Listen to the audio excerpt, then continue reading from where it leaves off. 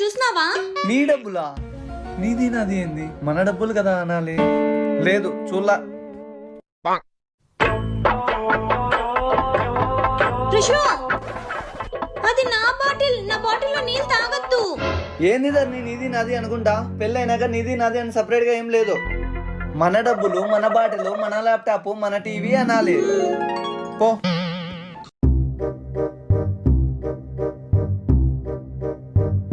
ఏం ప్రశు బూతులు వెళ్తున్నావు?